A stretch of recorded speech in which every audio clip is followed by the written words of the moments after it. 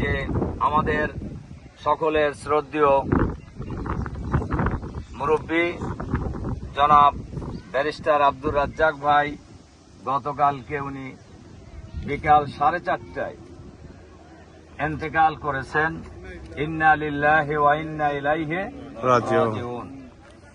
ওনার জানাজা গত রাত্রেই বাদেশা, উনি যে এলাকায় বসবাস করেন ধানমন্ডি, ওনার বাসার পাশে যে মসজিদ, খুবই পরিচিত মসজিদ, তাকুয়া মসজিদ, যে মসজিদের উনি নিয়মিত মুসল্লি ছিলেন, ওখানে প্রথম জানাজা অনুষ্ঠিত হয়েছে।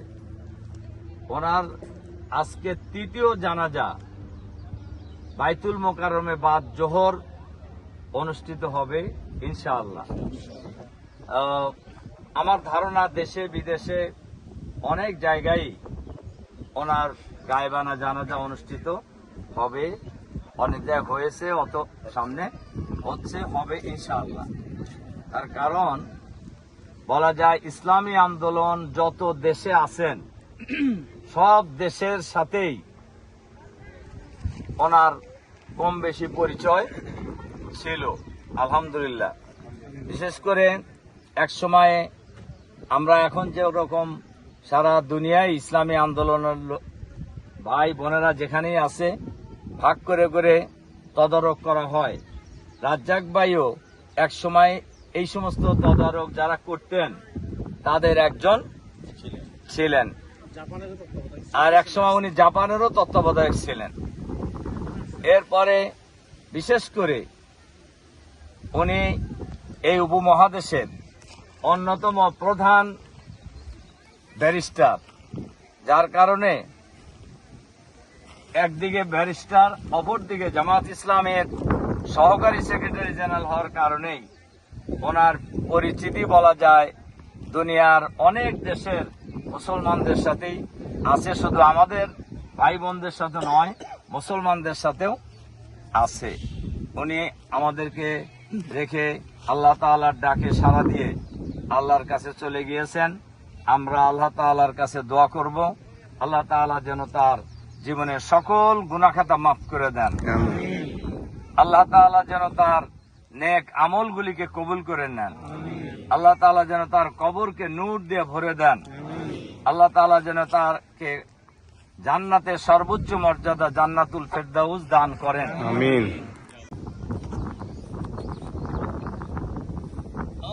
আল্লাহু আকবার।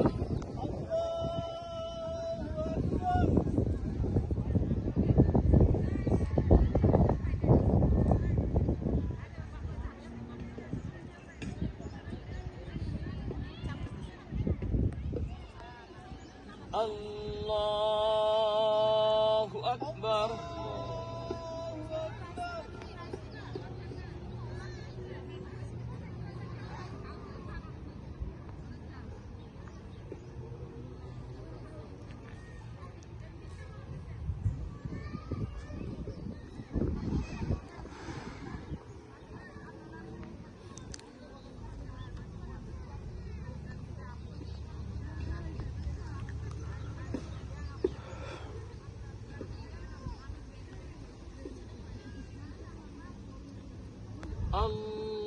আল্লাহু আকবার।